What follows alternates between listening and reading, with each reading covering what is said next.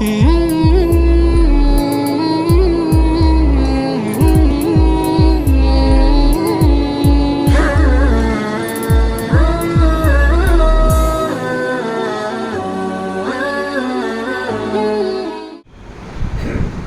لله كفى وسلام على عباده الذين اصطفى أما بعد فأعوذ بالله من الشيطان الرجيم بسم الله الرحمن الرحيم قل هو الله أحد الله الصمد لم يلد ولم يولد ولم يكن له كفوا أحد صدق الله العظيم اللهم صل على سيدنا محمد وعلى آل سيدنا محمد وبارك وسلم اللهم صل على سيدنا محمد وعلى آل سيدنا محمد وبارك وسلم اللهم صل على سيدنا محمد وعلى آل سيدنا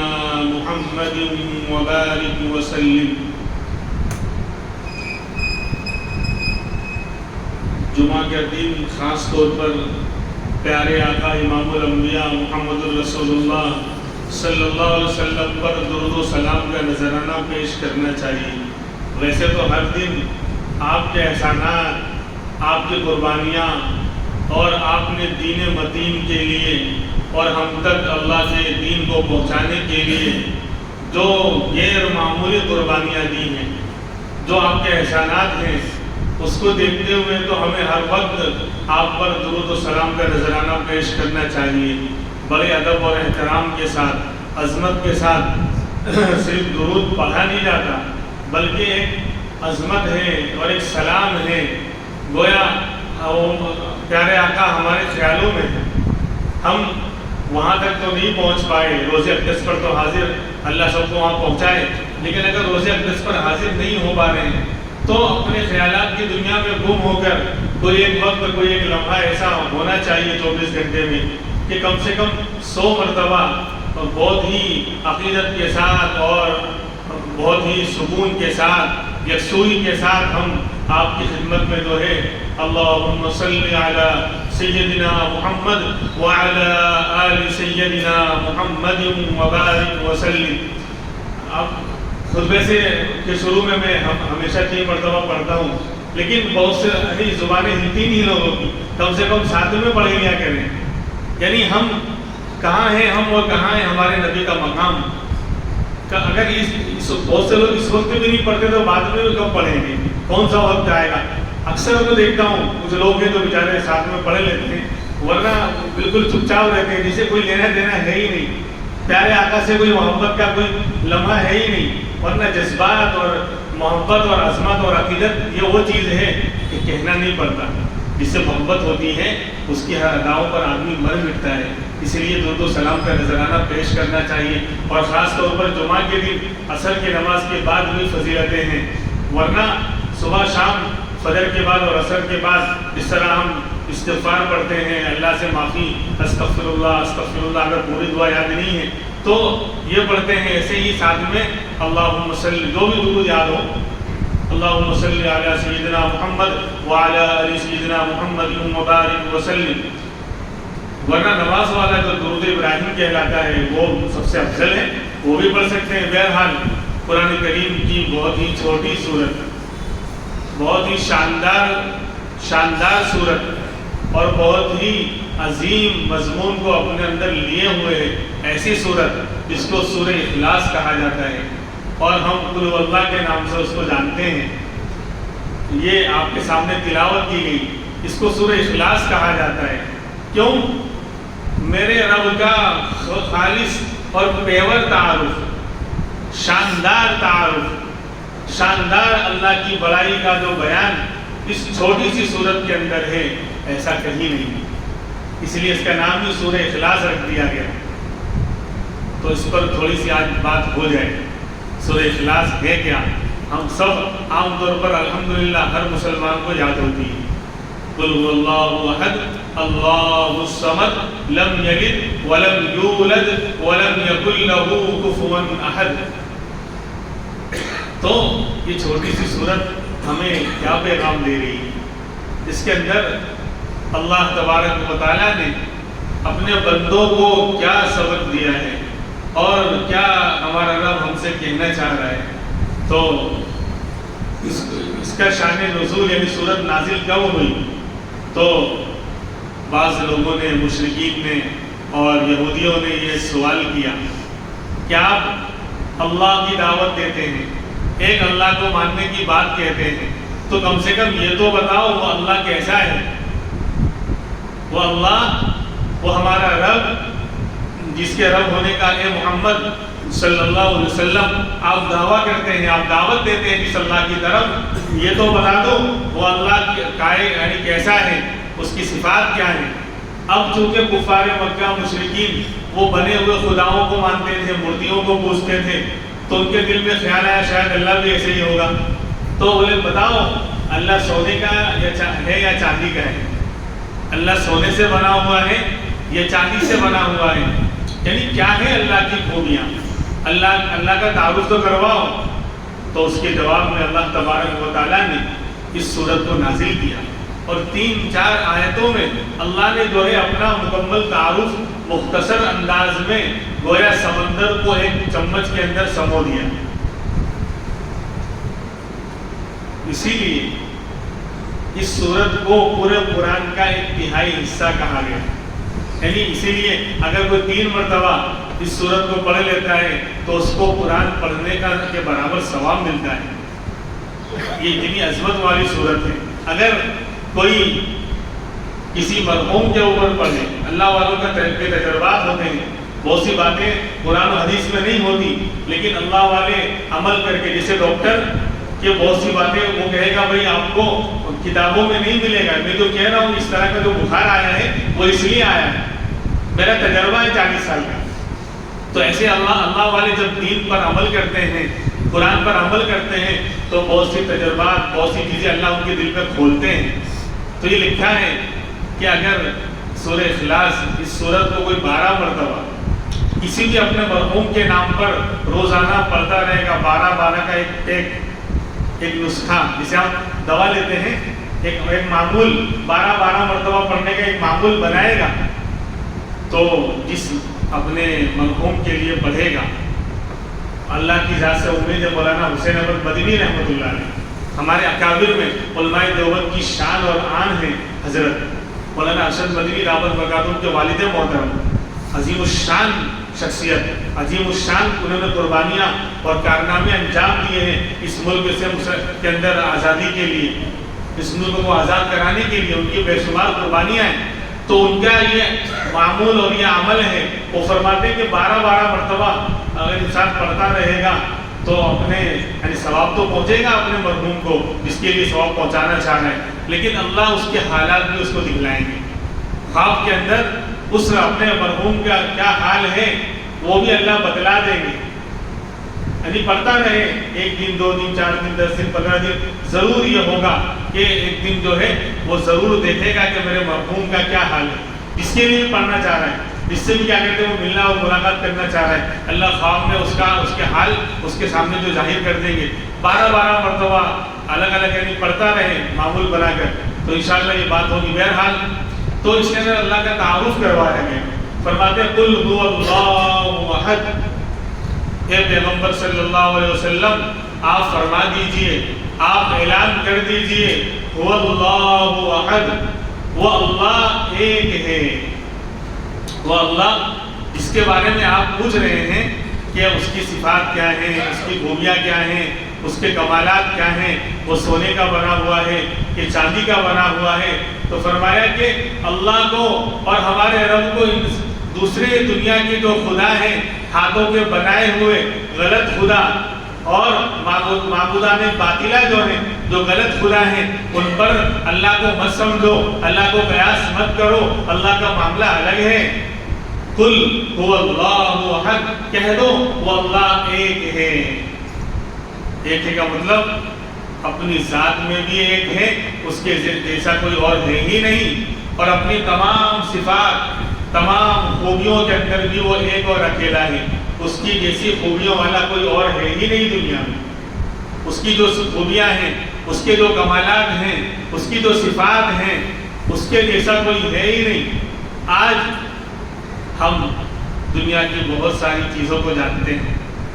دنیا کی چیزوں کا ہمیں بھاؤ معلوم، 10 روپے کی ویلو معلوم، 100 روپے کی ویلو معلوم، 500 روپیہ کیا کام آئے گا پتہ ہے، 1000 کا کیا مقام ہے پتہ ہے، 1,00,000 روپے ہوں گے تو کیا کام بنے گا پتہ ہے، فلاں چیز کیا کام آئے گی وہ معلوم ہے. لیکن اللہ کس کو کہتے ہیں؟ جو اللہ کا جو لفظ ہے نا، ہم ہر مسلمان یہ دعویٰ کرتا ہے. کسی کو بھی آپ پوچھیں گے کہ بھئی آپ اللہ والے ہو، اللہ کو مانتے ہو؟ کہا کہ کیوں نہیں مانتا. یعنی بڑے سے بڑا شرابی ہوگا، کبابی ہوگا اور بددین ہوگا، دین سے دور ہوگا، اس کی زندگی میں اعمال نہیں ہوں گے. لیکن اگر آپ اس کو پوچھیں گے کہ تو اللہ کو مانتا ہے، مسلمان ہے، تو کہے گا کیوں نہیں مانتا، اس سے بڑا کوئی ماننے والا ہے ہی نہیں. لیکن سوال کرتے ہیں کہ بھئی اللہ کس کو کہتے ہیں؟ اللہ کو تو آپ مانتے ہیں، لیکن اللہ قل هو اللہ، اللہ کا تعارف کروایا جائے تو اللہ کس کو کہتے ہیں؟ اللہ کس کا نام؟ تو 2 باتیں ہیں اللہ کے معنی میں. اللہ کو سمجھنا ہے تو 2 باتیں سمجھیں گے تو ہمارا اللہ، ہمارا خدا، ہمارا رب، ہمارا سب، جس نے سب کچھ پیدا کیا، سب کچھ بنایا، سارا نظام جو چلانے والا ہے، اس اللہ کا تعارف ہوگا، اس اللہ کی پہچان ہوگی. عربی کے اندر فرمایا اللہ کس کو کہتے ہیں؟ اللہ علم للذات واجب الوجود المستجمع لجمیع صفات الکمال. 2 باتیں، 2 چیزوں کو آپ نے جانا تو کہا جائے گا آپ نے اللہ کو پہچانا، ورنہ آپ کا دعویٰ ہوا بے معنی. یعنی آپ نے حقیقت میں اللہ کو نہیں جانا اور نہیں مانا، آپ کا دعویٰ ہوا بے معنی. جب تک آپ نے 2 باتوں کو نہیں جانا تو آپ نے اللہ کو ہرگز نہیں پہچانا. وہی بات ہے ہمیں آپ کو بتانا. کیا اللہ علم للذات واجب الوجود، اللہ نام ہے اس ذات کا جو واجب الوجود ہے. بولے کون سے کھیت کے پکوڑے کا نام ہے؟ اللہ نام ہے اس ذات کا جو واجب الوجود ہے. طلبہ اور علماء کے علاوہ لوگوں کو سمجھ میں نہیں آئے گا، اس کو سمجھانا پڑے گا. اور اللہ کو نہیں سمجھیں گے تو کس کو سمجھیں گے؟ ایمان کا خلاصہ لا الہ الا اللہ. اگر یہ بھی سمجھ گئے اور ایمان بن گیا، اللہ کو پہچان لیا، 70 سال کی زندگی وصول، کامیاب. اگر اللہ کو ہی نہیں پہچانا، چاہے دنیا کی ہر چیز کو جانا، سمجھیں، لیکن اللہ سے راہ انجانا، تو پھر معاملہ بہت گڑبڑ ہو جائے گا. دنیا کی چیزوں کو اگر ہم بھول گئے، نہیں جانے، کوئی مسئلہ نہیں ہے. ہر چیز کا جاننا ضروری نہیں دنیا کی، لیکن ایمان کے لیے اللہ کو تو جاننا پڑے گا. اللہ کے سوا کوئی معبود نہیں پڑے گا. لیکن اللہ ہے کون؟ واٹ از اللہ؟ اللہ کون ہے؟ تو جب نہیں معلوم تو کیسے اللہ کو پہچانیں گے؟ جب اللہ کو پہچانیں گے نہیں تو پھر ایمان کیسے لائیں گے؟ کیسے مانیں گے؟ آج پولیس والے کے ڈنڈے کا پتہ ہوتا ہے، اس کا پاور، اس کو پہچانتا ہے ہر بندہ کہ اس کے پاس پاور ہے، وہ ڈنڈا استعمال کر سکتا ہے، کوئی اس کو کچھ نہیں بول سکتا. تو انسان ڈرتا ہے. میں بار بار بولتا ہوں کہ کوئی پولیس والا محلے میں اگر آ گیا، 2 دن پولیس والے گھس گئے تو لوگ گھبرائیں گے، پولیس آئی پولیس آئی پولیس آئی. حالانکہ وہ اپنی خالہ سے ملنے آیا، وہ خود گھبرا رہا تھا کہ اسے گیچ بستی میں کہاں جا رہا ہوں.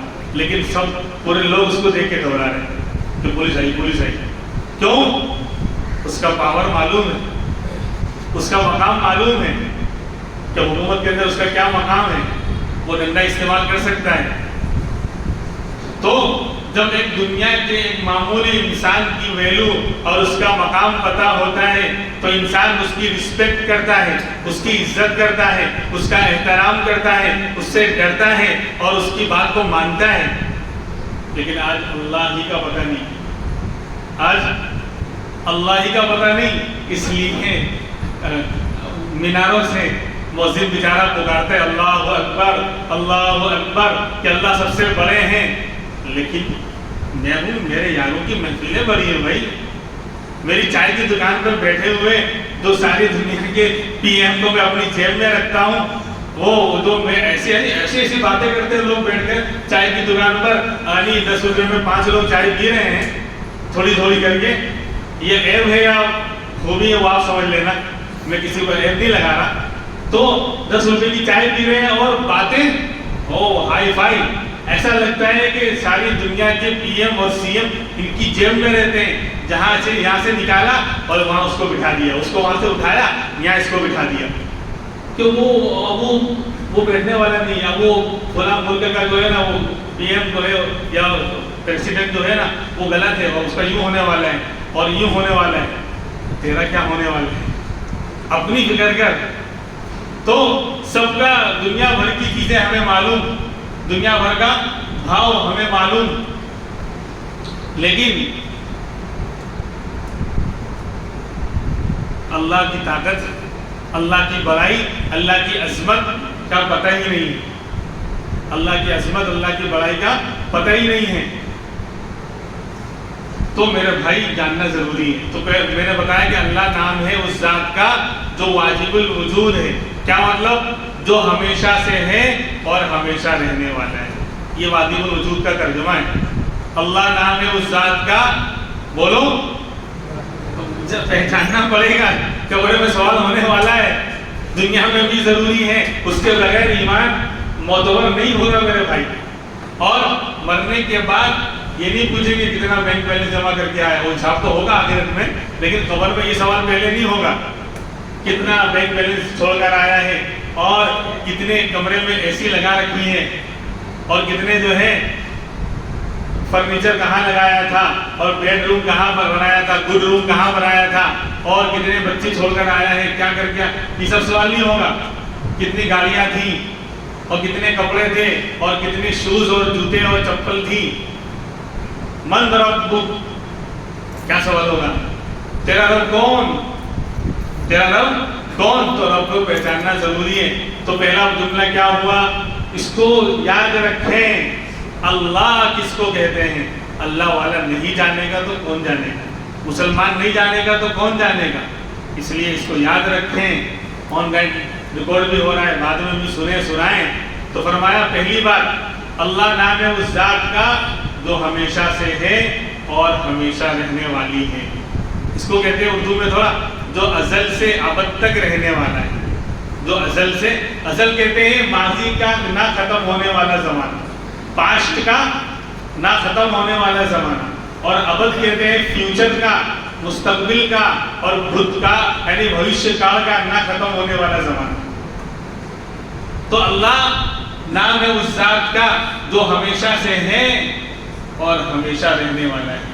یعنی کبھی ایسا نہیں ہوا اللہ نہیں تھے، اور کبھی ایسا نہیں ہوگا کہ اللہ نہیں ہوں گے. اور اللہ کے علاوہ جتنی مخلوق ہیں سب کا حال ایسا ہے کہ ایک وقت تھا وہ نہیں تھی، جب اللہ نے چاہا تب ان کا وجود ہوا، اور ایک وقت آئے گا وہ نہیں رہیں گے.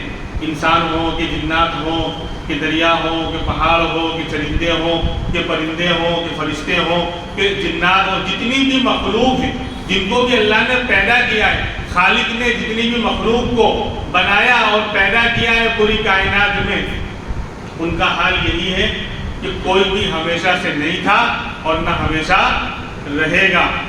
صرف میرے رب کی ذات اکیلی ہے جو ہمیشہ سے تھی اور ہمیشہ رہنے والی ہے. کتنی بات سمجھائی؟ یعنی آپ دیکھو اللہ کے علاوہ کوئی نہیں ہے ایسا. انسان بھی ہمیشہ نہیں تھا نہ ہمیشہ رہے گا. ایک وقت نہیں ہم تھے ہی نہیں. جب اللہ نے ہم کو بنایا، آدم علیہ السلام کو سب سے پہلے پیدا کیا، تب انسانوں کا وجود ہوا. اور پھر ایک وقت آئے گا انسان نہیں رہے گا، ہر کوئی اپنے اپنے وقت پر جب موت آئے گی چلا جائے گا. اور پھر ایک وقت آئے گا کہ پوری دنیا کو اللہ ختم کر دیں گے، قیامت آ جائے گی. لیکن اللہ کی ذات اکیلی ایسی ہے جو ہمیشہ سے ہے، تھی اور ہمیشہ رہنے والی ہے. تو اللہ نام ہے اس ذات کا جو ہمیشہ سے ہے اور ہمیشہ رہنے والا ہے. ایک بات ہوئی. دوسری بات المستجمع لجمیع صفات الکمال، اور جو تمام خوبیوں اور کمالات والی صفتوں کا جامع اور سنگم ہے، جس کے اندر تمام اعلیٰ درجے کی خوبیاں اور کمالات اور اچھی صفات سب سے زیادہ کامل اور مکمل طور پر پائی جاتی ہیں، اس ذات کا نام اللہ ہے. دنیا میں پوری کائنات میں جو جو کمالات ہیں، جو جو خوبیاں ہیں، جس کو ہم کمال سمجھتے ہیں، خوبیاں سمجھتے ہیں، اچھائیاں سمجھتے ہیں، وہ تمام خوبیاں اور کمالات سب سے زیادہ جس ذات میں پائے جاتے ہیں، اس ذات کا نام اللہ ہے. دو باتیں ہوگی، جو ہمیشہ سے ہے، ہمیشہ رہنے والا ہے، اور تمام خوبیوں اور کمالات کا سنگم ہے، جامع سنگم، جہاں جو دو دریا ملتے ہیں. یعنی گویا کہ ساری چیزیں، اس تمام کمالات اور خوبیاں اللہ کے اندر سب سے زیادہ پائی جاتی ہیں. میں ایگزامپل اور مثال دوں. اللہ تبارک و تعالیٰ نے بہت سی خوبیاں انسانوں میں رکھی ہیں. بھائی دیکھنا، انسان کو اللہ نے دیکھنے والا بنایا ہے، خوبی ہے، کمال ہے.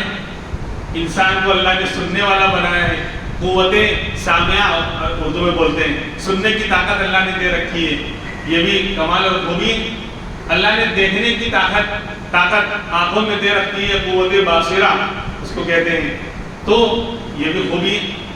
تو انسانوں کے اندر اللہ نے دیکھنے کی خوبی رکھی، سننے کی خوبی رکھی، اور یہ دونوں خوبیاں اللہ کی ذات میں بھی پائی جاتی ہیں. اللہ بھی دیکھنے والے ہیں، اللہ بھی سننے والے ہیں، لیکن کیا ہمارا دیکھنا اور ہمارا سننا اللہ کے دیکھنے اور اللہ کے سننے کی طرح ہے، یا اللہ کا دیکھنا، اللہ کا سننا ہمارے دیکھنے اور ہمارے سننے کی طرح ہے؟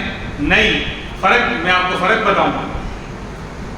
مثال کے طور پر دیکھنے کی طاقت اللہ نے ہم کو دی ہے، تو انسان دیکھنے میں روشنی اور بینائی کا محتاج ہے. آنکھیں بنائی ہے اللہ نے، لیکن اندر اللہ نے روشنی نہیں رکھی. تو نابینا اور اندھا پیدا کر دیا اللہ نے. تو دنیا کے سارے ڈاکٹر مل کر اس کو دیکھنے والا بنا سکتے ہیں؟ تو دیکھو، دیکھنے کے لیے آنکھ کا ہونا ضروری، انسان کے لیے دیکھنے کے لیے آنکھ کا ہونا ضروری، آنکھ میں روشنی اور بینائی کا ہونا ضروری. پھر چیزیں سامنے ہو تو نظر آئے گی، پیچھے ہوگی تو نظر نہیں آئے گی.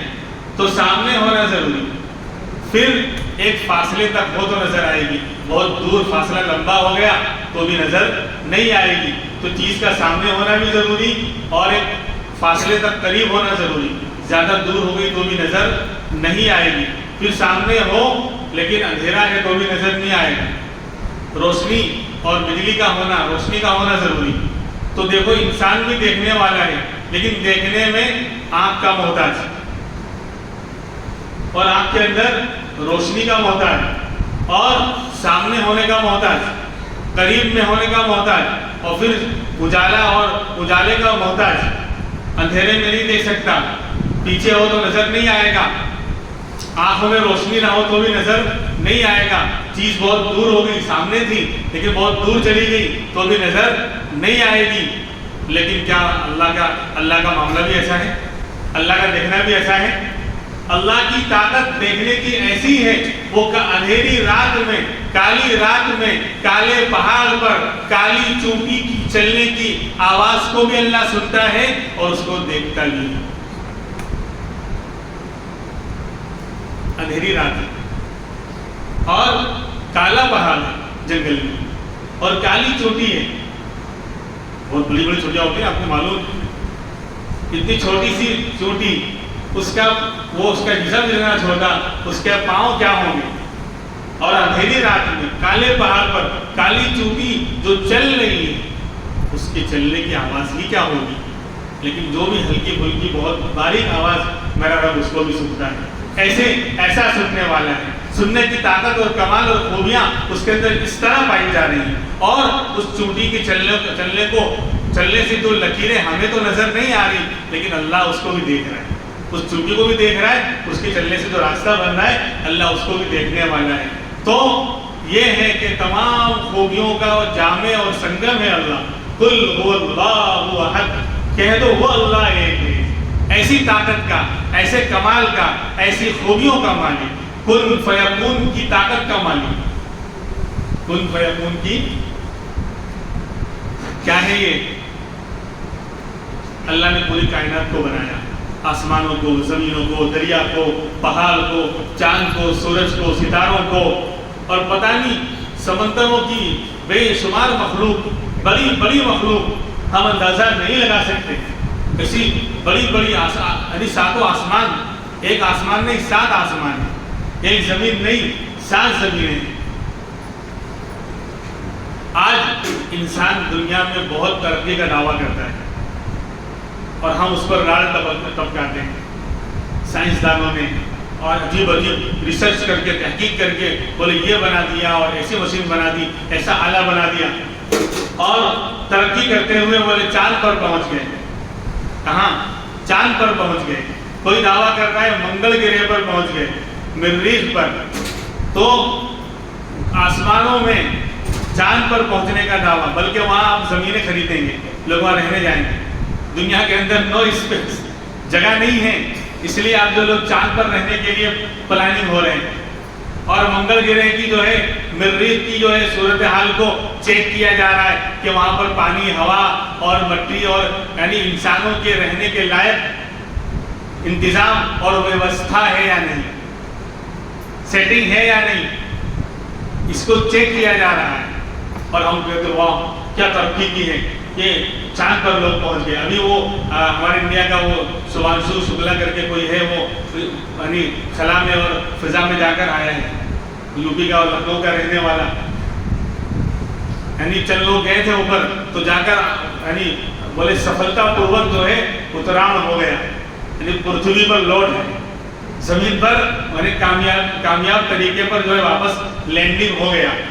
خیر، تو جتنے بھی انسان ترقی کر رہا ہے، اللہ نے ان کو کمال دیا، خوبیاں دی، لیکن ترقی کرتے کرتے جہاں تک بھی پہنچیں گے، ایک ہی جملے میں سارا سب کا جواب آ جائے گا.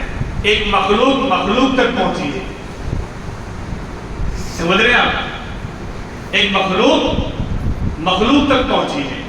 انسان بھی مخلوق، اللہ نے اس کو پیدا کیا، جس کو اللہ نے سب کچھ جس کو بنایا اس کو مخلوق کہلاتی. اللہ خالق ہے. تو انسان ترقی کر کے آسمان چاند پر پہنچ گیا تو بھی کہیں گے مخلوق تک پہنچی ہے. یعنی تم نے کون سا کمال کر لیا، تم نے کون سی دھاڑ مار لی. یہاں کی زبان میں کہتے ہیں تم نے کون سی دھاڑ مار لی. تمہارے پاس دنیا کی چیزیں تھی، مال تھا، مشینیں تھیں، لیکن تم چاہتے تو مخلوق ہو، خالق تک پہنچتے، اللہ تک پہنچتے. لیکن یہ ساری چیزیں اربوں خربوں روپے لگا کر ایک مخلوق تک پہنچی ہے. اور ایمان یہ نہیں، مومن کی پہچان یہ نہیں ہے. مومن تو مخلوق ہو کر خالق تک پہنچتا ہے. لا الہ الا اللہ. مخلوق خالق تک پہنچتی ہے. ایمان والوں کا کی نگاہ اور اوپر ہے. اسی لیے ہم سورج نمسکار نہیں کرتے، سورج کی پوجا ہم نہیں کرتے، چاند کے سامنے ہم نہیں جھکتے، حالانکہ ہمیں نظر آ رہا ہے کہ وہ فائدہ پہنچاتا ہے، اس کے اندر کمالات ہیں، وہ پوری دنیا کو روشن کر دیتا ہے، پوری دنیا کو منور کر دیتا ہے، پوری دنیا کو فائدہ پہنچاتا ہے. لیکن کیا کہا جائے گا؟ قرآن نے بھی کہا کہ یہ تو دنیا والوں کا حال ہے، جہاں دیکھا چمتکار وہاں کیا نمسکار. جہاں دیکھا چمتکار وہاں کیا نمسکار. ایمان والے کی پہچان یہ نہیں ہے. ایمان والا کہتا ہے اس سے آگے دنیا ہے. لا تسجدوا للشمس ولا للقمر واسجدوا للہ الذی خلقہن ان کنتم ایاہ تعبدون. کیا شاندار! قرآن کو معلوم تھا، اللہ کو معلوم تھا کہ آگے لوگ آئیں گے اور مخلوق جس کے اندر کوئی نفع نظر آئے گا، کوئی کرامت اور چمتکار نظر آئے گا، اسی مخلوق کو لوگ خدا بنا لیں گے، اس کے سامنے جھکنے لگ جائیں گے، سجدہ کرنے لگ جائیں گے. تو قرآن نے پہلے ہی کہہ دیا لا تسجدوا للشمس. نہ سورج نمسکار کرو گے، نہ چندر نمسکار کرو گے، نہ سورج کی پوجا کرو گے، سجدہ کرو گے، نہ چاند کے سامنے جھکو گے، بلکہ سجدہ کرو اور جھکو اس اللہ کے سامنے جس نے ان دونوں کو پیدا کیا ہے، جس نے ان دونوں کو پیدا کیا ہے. تو مخلوق تک پہنچ رہی ہے. سورج بھی مخلوق ہے، اللہ اس کو پیدا کرنے والے ہیں. تو انسان مخلوق کو دیکھ کر اس کے سامنے جھک رہا ہے. اور چاند پر پہنچ گئے یا منگل گرہ پر پہنچ گئے، ایک مخلوق تک پہنچی ہے. ہم کہتے ہیں مخلوق کو دیکھ کر خالق تک پہنچو. سمجھے؟ یہ ایمان اسلام کی تعلیم یہ ہے کہ مخلوق کو دیکھ کر اس میں غور کر کے کہ اتنا شاندار سورج، اتنا بڑا سورج زمین سے 23 لاکھ گنا بڑا، زمین سے 23 لاکھ گنا بڑا. اور زمین کتنی بڑی؟ 71% تو پانی، اس کو تو چھوڑو، وہاں تو ہم جانے سے رہے، ساری دنیا کے سمندروں کو طے کرنے سے اور سرچ کرنے سے ہم رہے. لیکن جو 29% زمین ہے اس کے اندر بھی 29% زمین کے اندر بھی بہت سارا زمین کا حصہ، بہت سارا زمین کا ٹکڑا پہاڑوں کے اندر گھرا ہوا ہے جہاں انسان جا ہی نہیں سکتا. ایمیزون کی جنگلوں میں گھرا ہوا ہے، بڑے بڑے خطرناک جنگلوں میں گھرا ہوا ہے جہاں انسانیت کا تصور ہی نہیں. تو ایک تو لے دے کہ زمین بچی تھی 29، 71% تو پانی میں چلا گیا، اور 29% کے اندر بھی بہت سارا حصہ غیر آباد ہے، جنگل ہے، پہاڑ ہے، اور عجیب و غریب وہاں کی صورتحال ہے. وہ انسان جا ہی نہیں سکتا یا رہ نہیں سکتا. جیسے کہ انٹارکٹیکا کا جو ملک ہے، کھنڈ ہے بلکہ پورا بر اعظم ہے، وہ نیوزی لینڈ سے بھی نیچے ہے، وہ کافی دنیا کا یعنی بالکل لاسٹ ہے. وہ وہاں 6 مہینے کا دن اور 6 مہینے کی رات ہوتی ہے. تو وہاں پر بھی جو ہے انسانوں کی زندگی گزارنے کا سسٹم نہیں ہے. لوگ خالی جاتے ہیں اور اس تحقیق کرنے پھر بھاگ آتے ہیں 2-4 دن رک کر. 6 مہینے کا دن اور 6 مہینے کی رات ہے. تو ایسے بہت سارے زمین کے ٹکڑے ہیں جہاں انسان آباد نہیں ہو سکتا. تو 29% میں بھی بہت سارا حصہ کٹ گیا، بہت کم حصہ بچا. وہ بھی انسان آج پوری دنیا میں گھوم نہیں پایا ہے، ہر جگہ پر جا نہیں پایا ہے. چاہے کوئی بھی اس کے پاس پلین ہو کہ راکٹس ہو کہ جہاز ہو کہ گاڑی ہو کہ پلین، کچھ بھی ہو، اتنے کم حصے پر بھی نہیں جا سکا. اور سرچ وہ تو یعنی دوربین کے ذریعے یا اس کے ذریعے خالی معلوم کر لیتے ہیں، باقی ہر انسان خود آن فیلڈ زمین پر چل کر چکر نہیں لگا سکتا. سوچو، اور سورج 23 لاکھ گنا بڑا اس زمین سے، کتنا بڑا ہوگا. بہرحال تم یہ عرض کر رہا تھا قل هو اللہ احد، کہ کہہ دو وہ اللہ ایک ہے. اور پھر میں دہرا رہا ہوں،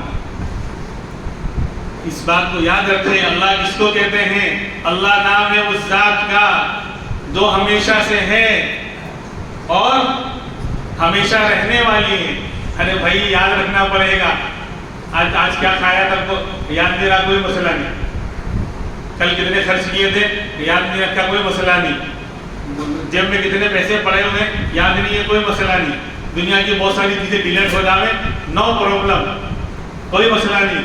لیکن اللہ کس کو کہتے ہیں؟ من ربک. اللہ کو نہیں پہچانے کے ایمان کیسے ہوگا؟ ایمان والا بندہ کیسے بنے گا جب اللہ کو پہچانا ہی نہیں؟ اور دنیا کا مقصد بھی تو یہی ہے میرے بھائی. وما خلقت الجن والانس الا لیعبدون.